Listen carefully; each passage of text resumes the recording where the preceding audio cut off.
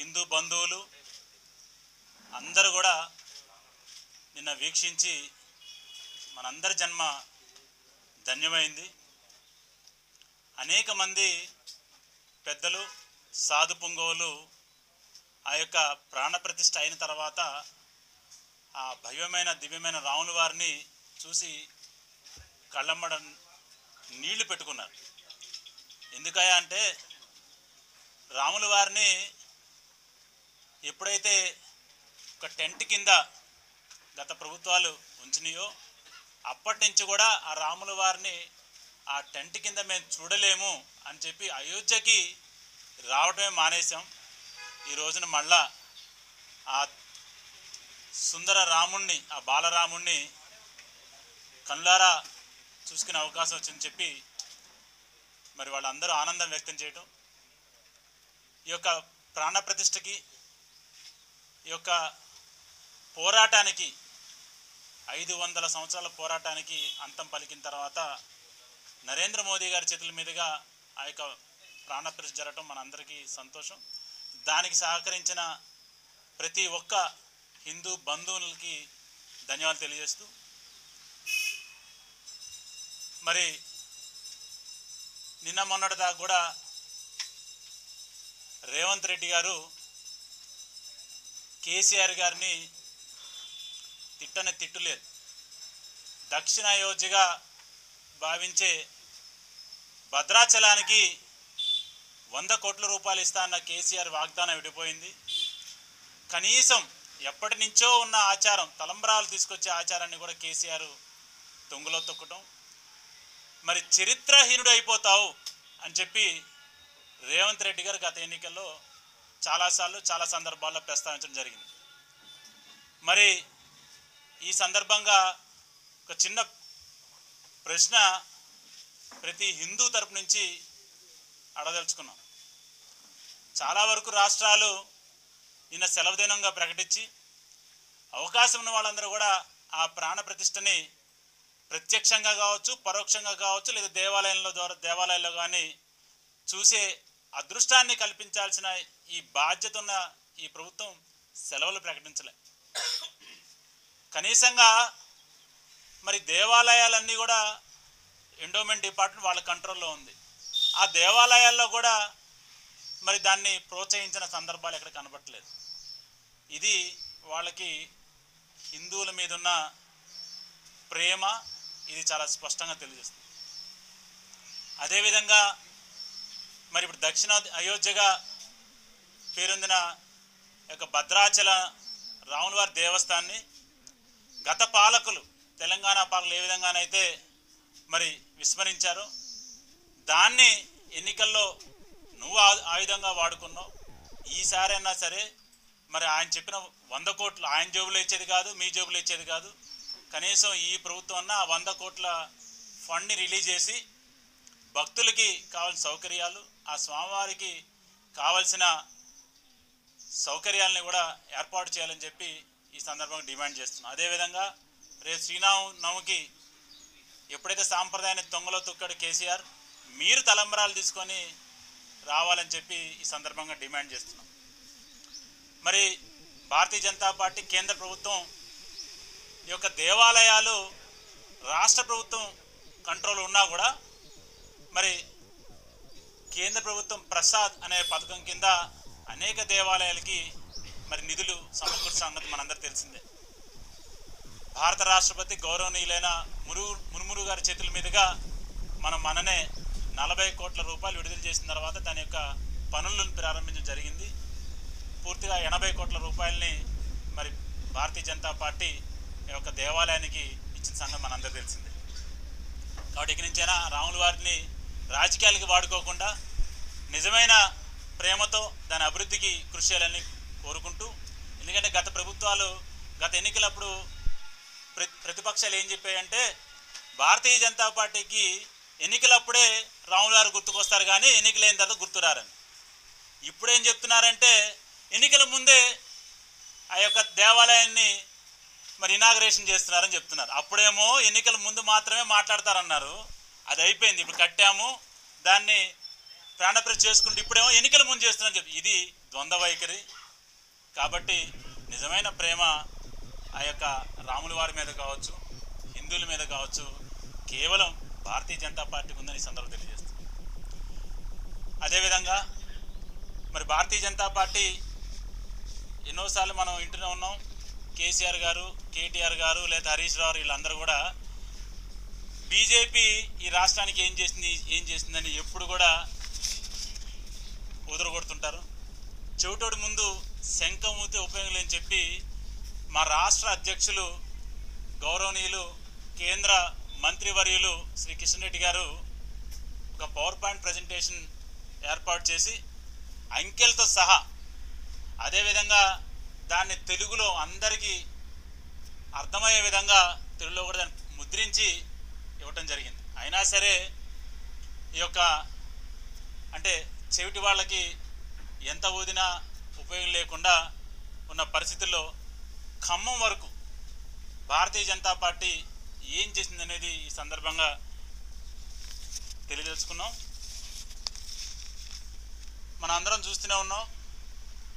ఖమ్మం చుట్టుపక్కల national highways అన్నీ కూడా ఇప్పుడున్న నాయకులు కావచ్చు, మంత్రులు కావచ్చు, హైదరాబాద్ ఖమ్మంకి 3 గంటలు తిరుగుతున్నారంటే అది ఖమ్మం నుంచి సూర్యాపేట, ఖమ్మం నుంచి కోదాడ, ఖమ్మం నుంచి విజయవాడ, ఖమ్మం నుంచి వరంగల్, ఖమ్మం దేవరపల్లి అన్ని హైవేలు కూడా అంటే 2 హైవేలు అయితే కంప్లీట్ అయిపోయినాయి మనకి, కోదాడ, సూర్యాపేట. మిగిలిన 4 కూడా ప్రాజెక్ట్స్ అవార్డు అవ్వటం, అవి పనులు కూడా శరవేగంగా నడుస్తున్నాయి. మీరందరూ తెలిసిందే. దాదాపు 10,000 కోట్ల రూపాయలు పైచిలుకు ఈ యొక్క ఖమ్మం చుట్టుపక్కల నేషనల్ హైవేస్ మీద భారతీయ జనతా దృష్టి పెట్టిందని సందర్భంగా తెలియజేస్తుంది. మరి అదేవిధంగా పువ్వాడ అజయ్ కుమార్ గారు మాజీ మంత్రివర్యులు, మాజీ శాసనసభ్యులు ఖమ్మం నుంచి ఖమ్మంలో ఉన్న స్ట్రీట్ లైట్స్ని, డివైడర్స్ని, లకారం పార్క్ని చూపించి నేనే అభివృద్ధి చేశాను, ఖమ్మం అంతా అభివృద్ధి చెందింది, ఖమ్మాన్ని వెలుగులు జిలుగులు అని చెప్పారు. ఈ సందర్భంగా మళ్ళీ ఇంకొకసారి గతంలో కూడా చెప్పడం జరిగింది.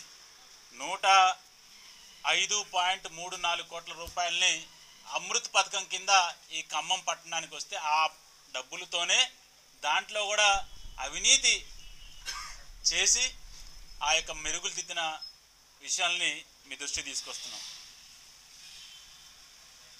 అదేవిధంగా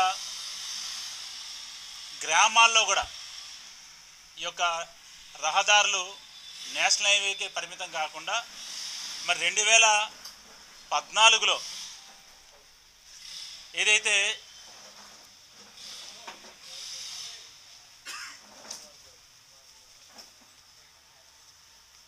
$3,86,000 కిలోమీటర్లు అయితే ఉన్నాయో 2014కి 2023కి అవి 7,35,000 కిలోమీటర్ల మేరకు మరి రహదారుల్ని, గ్రామీణ రహదారుల్ని ఈ దేశంలో నిర్మాణం చేయడం జరిగింది. అదేవిధంగా మరి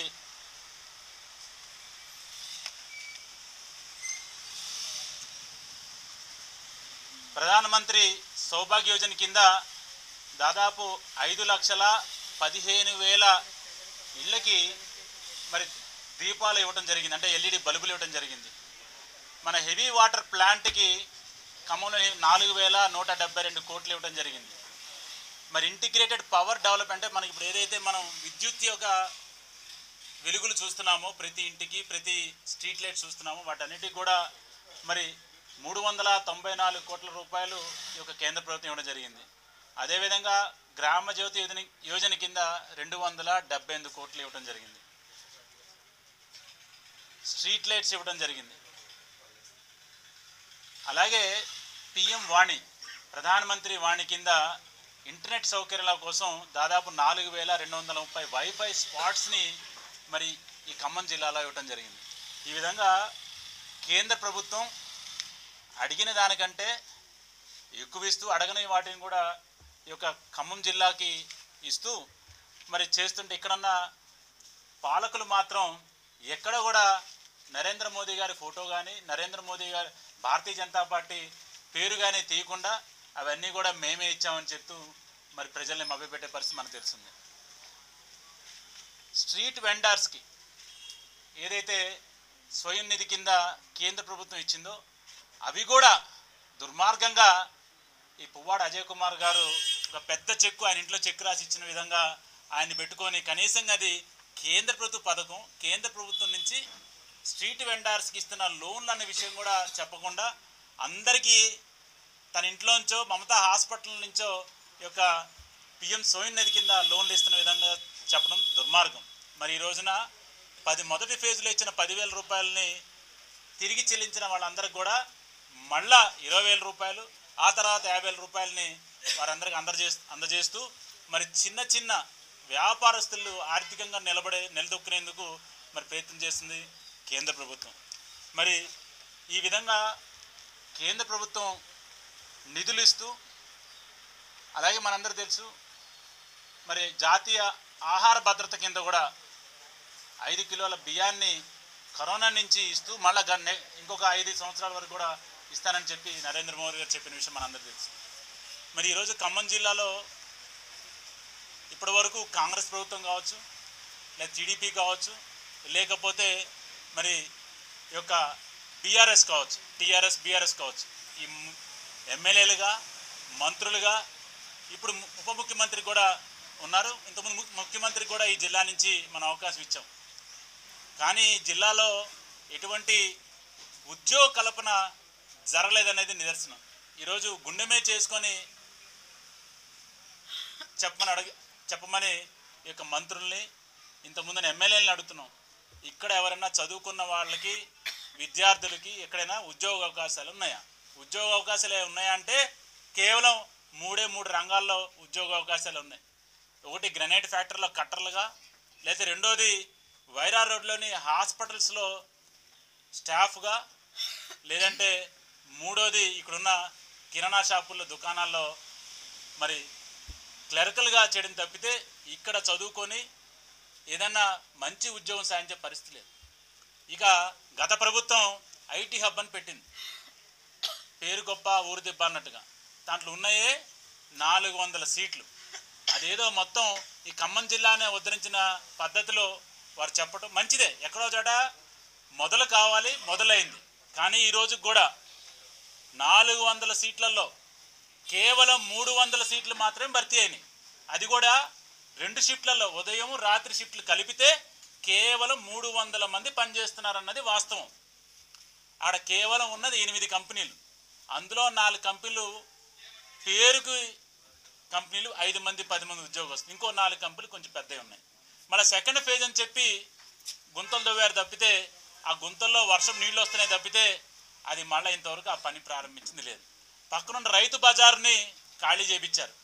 చిన్న చిన్న రైతులు, సన్నకారు రైతులు అక్కడ మరి రైతు బజార్ నిర్వహించుకుంటూ వ్యవసాయ ఉత్పత్తులను తెచ్చుకొని అమ్ముకునే వాళ్ళందరినీ ఖాళీ చేయించి ఒక రియల్ ఎస్టేట్ వ్యాపారం లాగా చేయాలన్న ఆలోచనతో మరి దాన్ని ఐటీ హబ్లో కలపల. ఇంకా ఆ గోడ అంతే ఉంది, ఈ గోతులు అంతే ఉన్నాయి. వీరిని ఇంటికి పంపించారు ఖమ్మం ప్రజలు. ఇప్పుడు వచ్చిన కొత్త ప్రభుత్వం అయినా సరే ఆ ఐటీ హబ్ని పూర్తిగా 2వ ఫేజ్ కూడా పూర్తి చేసి 400 సీట్లు అంటే ఐటీ కంపెనీలను కూడా 2 షిఫ్టాల్లో పనిచేస్తాయి. అంటే 800 మంది ఉద్యోగుల్ని అక్కడ అవకాశం ఉంటుంది. ఈరోజు ఇక్కడ ఉన్నది 300 మంది ఉద్యోగస్తులు. మళ్ళీ 2వ ఫేజ్ కూడా మరి దాన్ని పూర్తి చేయాలని చెప్పి, పూర్తి సామర్థ్యంలో ఉద్యోగ కల్పన జరగాలని చెప్పి ఈ సందర్భంగా భారతీయ జనతా పార్టీ డిమాండ్ చేస్తున్నాం. మరి అదేవిధంగా industrial estate, Khammam industrial estate 50 సంవత్సరాల క్రితం ఏదైతే ఇండస్ట్రియల్ ఎస్టేట్ వచ్చిందో ఆ తర్వాత ఇంకొక ఇండస్ట్రియల్ ఎస్టేట్ అనేది ఈ ఖమ్మం జిల్లాలో రాలేదు. మీరు ఒక్కసారి ఇండస్ట్రియల్ ఎస్టేట్కి వెళ్తే ఎన్ని ఇండస్ట్రీస్లు అక్కడ పనిచేస్తున్నాయి, ఎన్ని ఇండస్ట్రీస్ మూతపడ్డాయి, ఎన్ని ఇండస్ట్రీస్ ఖాళీగా ఉన్నాయని మనకు తెలుస్తుంది. దాని మీద కూడా మరి దృష్టి పెట్టాలని చెప్పి కాంగ్రెస్ ప్రభుత్వాన్ని డిమాండ్ చేస్తున్నాం. అదేవిధంగా మరి Buggapadu food processing industrial zone ఉంది. అక్కడ దాదాపు అక్కడ 200 ఎకరాలని సేకరించడం జరిగింది. దాంట్లో 50 ఎకరాలు, 60 ఎకరాలు, దాదాపు 60 ఎకరాలు ఫుడ్ ప్రాసెసింగ్ కింద ఉంటే ఒక 45 ఎకరాల వరకే ఆక్యుపెన్సీ ఉంది. మిగిలిన 15 ఎకరాలు ఇంకా ఆక్యుపై కాలేదు. ఇక మిగిలిన 150 ఎకరాలని మరి ప్లాటింగ్ చేశారు, ఎంఎస్ఎంఈకి ఇచ్చారు. దీనికి కేంద్ర ప్రభుత్వం 100 కోట్ల రూపాయలు ఇన్ఫ్రాస్ట్రక్చర్ డెవలప్మెంట్ కోసం భారతీయ జనతా పార్టీ కేంద్రంలో అధికారంలో భారతీయ జనతా 100 కోట్ల రూపాయలు ఇవ్వడం జరిగింది. అలా ఎంఎస్ఎంఈకి 10 కోట్లు ఇవ్వడం జరిగింది. అంటే 110 కోట్ల రూపాయలని యొక్క బుగ్గపాడు ఇండస్ట్రియల్ జోన్కి ఇవ్వడం జరిగింది. అక్కడ కూడా దాన్ని పూర్తి స్థాయిలో మరి దాన్ని ఏర్పాటు చేయాలని చెప్పి అక్కడ ఉద్యోగ కల్పన జరగాలని చెప్పి ఈ సందర్భంగా డిమాండ్ చేస్తున్నాం. అదేవిధంగా మనం చూస్తున్నాం, గత ప్రభుత్వం దిగిపోయిన వెంటనే ఆ ప్రభుత్వంలో ఉన్న ఎమ్మెల్యేలు మంత్రులు కూడా వెంటనే ఖమ్మంలో అనేక కబ్జాలని వెలికి తీశారు. చాలా సంతోషం. వాళ్ళు ఉన్నంత వరకు కనబడలే, వాళ్ళు బీఆర్ఎస్ ఉన్నంత వరకు ఆ కబ్జాలు కనబడలే. వాళ్ళు ఎప్పుడైతే కండువా మార్చారో వాళ్ళకి కబ్జాలు కనబడుతున్నాయి. సంతోషం. ఇప్పుడైనా సరే ఆ కబ్జాలు అంటే పగడాల నాగరాజు గారిది మనంతా మీడియా ద్వారా చూసాం. ఇట్లాంటి పగడాలు ముత్యాలు ఈ యొక్క బీఆర్ఎస్ పార్టీలో చాలా ఉన్నాయి. ఈ ముత్యాలని పగడాలని కూడా బయటకు తీయాలని చెప్పి దాన్ని నిష్పక్షపాతంగా వాటి మీద చేసి వారికి శిక్ష పడే విధంగా చూడాలని చెప్పి ఈ సందర్భంగా డిమాండ్ చేస్తున్నాం. ఎందుకంటే అధికారులు ఈరోజు నలిగిపోతున్నారు. ఏ అధికారులు అయితే 59 జీవో కింద లేదా 60 జీవో కింద వాళ్ళే రెగ్యులర్ చేసి ఇచ్చి ఇప్పుడు వాళ్ళే అదే అధికారి మళ్ళీ సంతకాలు పెట్టి డిమాండ్ చేసి వెనక్కి తీసుకుని వస్తుంది. అధికారులు బలైపోతున్నారు. అధికారులు ఇప్పటికైనా సరే ఈ యొక్క అధికార పార్టీ నాయకులకి తొత్తుల్లా మారకుండా మీ యొక్క నిజాయితీని మీ యొక్క ధైర్యంగా నిలబడండి. భారతీయ జనతా పార్టీ మీ వైపు ఉంటుంది. చాలామంది అధికారులు ఇప్పుడు వాపోతున్నారు. అప్పుడు ఆయనకి ఎదురు చెప్పలేక సంతకాలు పెట్టాం, వీళ్ళు వచ్చిన తర్వాత మళ్ళా సంతకాలు పెట్టి నోటీసులు ఇమ్మంటున్నారు. మా పరిస్థితి అంటే అడకత్తెరలో పోచెక్కలా తయారైంది. ఈ యొక్క దుర్మార్గమైన పరిపాలన పోవాలని చెప్పి అధికారులందరూ కూడా ఒకటే ఎత్తున బాధపడుతున్నారు. వారిని కూడా మరి రక్షించాలని చెప్పి కోరుకుంటున్నాం. మరి ఇదే విధంగా ఈ యొక్క 6 గ్యారెంటీలకు సంబంధించినవి కూడా మరి తీసుకున్నారు. అందరి దగ్గర అప్లికేషన్ తీసుకున్నారు. 100 రోజులు గడువుని అడగడం సమంజసమే, దాంట్లో ఎటువంటి ఇబ్బంది ఏం లేదు. కాకపోతే ఈ 100 రోజులు 1000 రోజులు కాకుండా ఈ 100 రోజులు 200 రోజులు కాకుండా మళ్ళా పార్లమెంటు ఎలక్షన్ కోడ్ వస్తుందని మాటలు చెప్పకుండా వీలైన త్వరగా ఆ యొక్క 6 గ్యారెంటీలే కాకుండా మొత్తం మీరు ఇచ్చిన మిగిలిన గ్యారెంటీల మీద కూడా పని మొదలుపెట్టి ముందుగా అన్నిటికంటే ముందుగా నిరుద్యోగ భృతి ఏదైతే నిరుద్యోగులు ఈ యొక్క కాంగ్రెస్ బీఆర్ఎస్ పార్టీని గద్దెదించారో మళ్ళీ అదే నిరుద్యోగులు మిమ్మల్ని వచ్చే పార్లమెంట్ ఎన్నికలు బుద్ధి చెప్పుకుని ఉండాలి అంటే మీరు ఇమ్మీడియట్గా ఈ 100 రోజుల్లోనే 30 లక్షల పైచిలుకున్న యువకులందరికీ నిరుద్యోగ యువకులందరికీ పట్టభద్రులకి అర్హులైనందరి వారికి కూడా ఆ యొక్క 4016 రూపాయలు ఏదైతే మీరు చెప్పారో నిరుద్యోగ భృతి ఇవ్వాలని చెప్పి భారతీయ జనతా పార్టీ తరఫున డిమాండ్ చేస్తున్నాం. మరి ఈ విధంగా భారతీయ జనతా పార్టీ ముందు కూడా ఏ విధంగా అయితే గతంలో పోరాటం చేసాం, ప్రజల పక్షాన పోరాటం చేస్తామని చెప్పి ఈ సందర్భంగా తెలియజేస్తూ ధన్యవాదాలు.